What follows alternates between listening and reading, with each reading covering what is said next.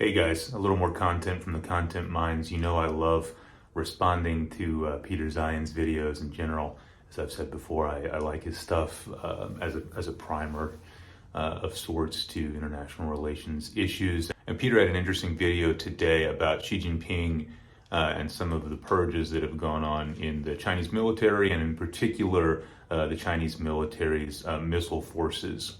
I think as a general note, he probably undersells a little bit the amount of corruption that is likely, ongoing or has been happening in those forces.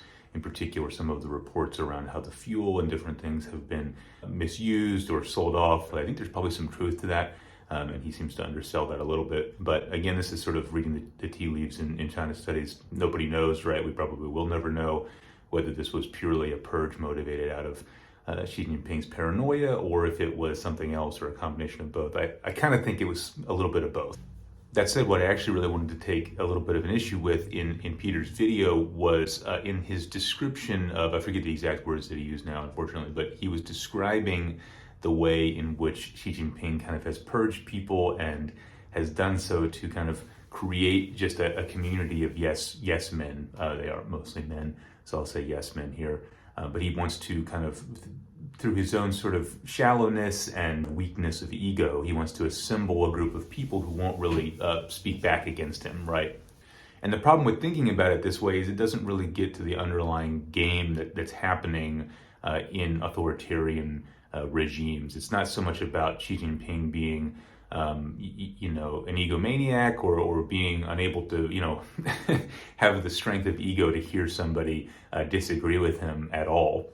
Really what this actually indicates is something that's been talked about in social science literature for quite a long time, which is that there's a trade-off for authoritarian leaders between competence and loyalty. So there's sort of this game that's always being played out within authoritarian regimes between dictators and their lieutenants that we can think of as sort of, again, a trade-off between, do I want my lieutenants to be competent? Well, yeah, of course, but only to a point, right? Because the more competent they are, the more likely they will be to be able to overthrow me or recognize someone else, another lieutenant who's planning to overthrow me, and they'll be able to, because they're competent and they're smart, and they'll have an ability to kind of know if that's an effort that they should join in on or not.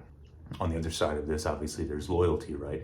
And what ends up happening in these regimes is, unlike what should happen, right, that you would prioritize people in government to be as talented, smart, competent as possible, right, the people you want running your missile defense forces in a pure game where you're only optimizing for the defense of the country. You would want those people to be your smartest people, right? But that's not how it works in an authoritarian system where one person in charge is there really through force of will, charisma. All these different things kind of coalesce into one person who has a lot of political power. But those people are obviously also highly, highly vulnerable to being deposed. So because of this inherent vulnerability for leaders in authoritarian regimes, what ends up happening is they sacrifice the competence and the skill of their lieutenants, of their subordinates.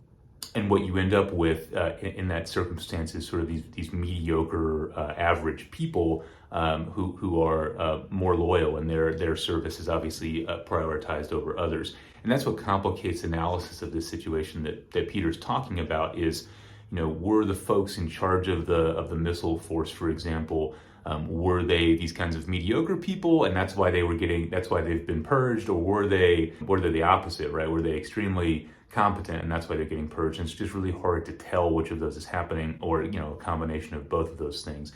You can start to see how in these kinds of political systems, there's a lot of factionalism, and the Chinese system is no exemption from this. It's actually sort of a classic example of how this works. So that's really the only point I wanted to make, sort of as an addendum to what Peter was saying, is that, in general, I agree, right? This is all bad news for the Chinese military and should give us pause when we're thinking about how intimidated, how afraid should we be of this force. At the same time, I don't think it's indicative of some kind of personal failing on the part of Xi Jinping, right? He's operating in a highly paranoid space because he has to, right? This is what, created him in the first place, is he's a highly self-motivated, self-centered sort of operator who can kind of navigate this system and coalesce a faction around his personal prestige and power, and that's what got him in the position that he's in. So again, his efforts to make these purges, to cause these purges to happen, aren't born out of insecurity in a ego sense, right? It's not because he's Michael Scott from The Office and he has a need to be praised and a need to be liked, right? That's not what's going on here. What's going on here is he knows that he has to trade off competence and skill for loyalty to survive. That's it from me. Thanks for watching, and let me know in the comments if you think these purges are really about incompetence and corruption on the part of the missile force, or if it's more just something that's designed to protect Xi Jinping's power.